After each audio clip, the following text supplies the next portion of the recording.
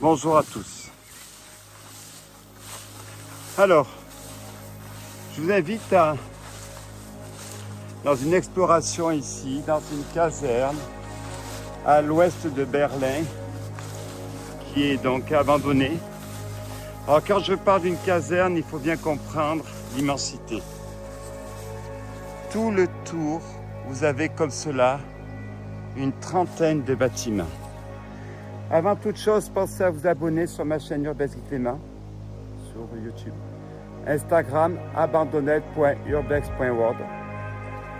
La petite cloche, pensez à cliquer sur la petite cloche pour être informé de mes prochaines explorations. Alors, ce bâtiment qu'on voit a été construit par les Allemands. A été construit dans les années 20-30. Au départ, ça devait être ce qu'on appelait les écoles que Göring avait mis en place. Pourquoi il a fait ça? Le traité de Versailles, la sortie de la guerre de 14-18, ne permettait pas à l'Allemagne d'avoir donc une caserne, des militaires, pardon. Ce qui fait que l'Allemagne a construit ces écoles pour dissimuler ses ambitions militaires. La guerre faisant, la montée du nazisme, ils ont dénoncé le traité de Versailles pour transformer ces écoles en casernes militaires. La France n'a pas bougé, on va dire, parce que les traumatismes de la Première Guerre mondiale et puis la ruine que ça a apporté, parce qu'il ne faut pas oublier, malgré les indemnités de l'Allemagne, ça coûte cher. Donc Göring a transformé donc, ces écoles en casernes. La guerre, nazisme, chute, fait que l'Union république socialiste soviétique a occupé l'Allemagne. L'Allemagne, défaite, s'est retrouvée sous l'emprise donc d'une partie de son territoire sous le joug des communistes. Réflexe, récupérer l'existant. Nous sommes loin de Berlin, donc toutes ces casernes ont été épargnées. Et Dieu sait qu'il y en avait. Mieux que ça a été épargné, mais en plus, ça a été agrandi. Des constructions, donc des années 50, 60, pour recevoir les militaires russes qui montaient la garde, ont été construits. Je vais vous montrer l'architecture, on va en voir quelques-uns. Il y a 3 bâtiments, plus la piscine, plus une salle de sport. J'imagine qu'il y a aussi le cinéma qu'on va aller voir ensemble.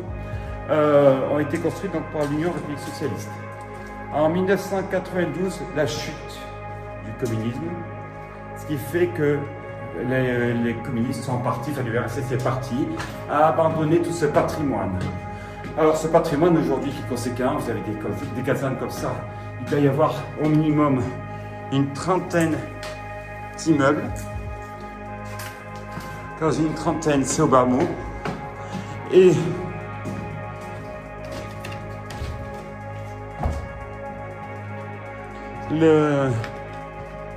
que faire de ce patrimoine?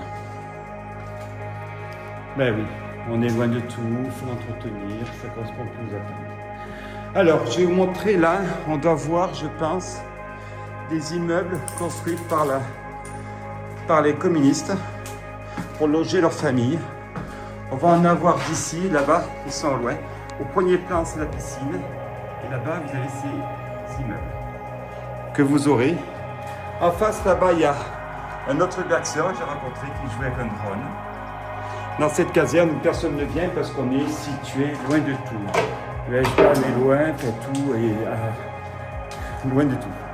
Alors, on y va, c'est parti pour cette visite.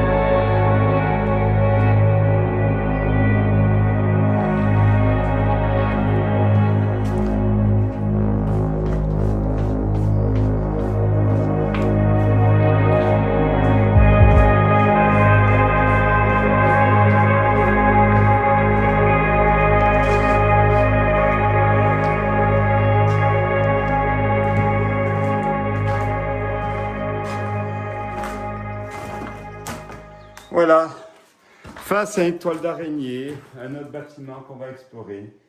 Continuons ce lieu immense où il va y avoir au moins 30 ou 40 bâtiments. On continue ?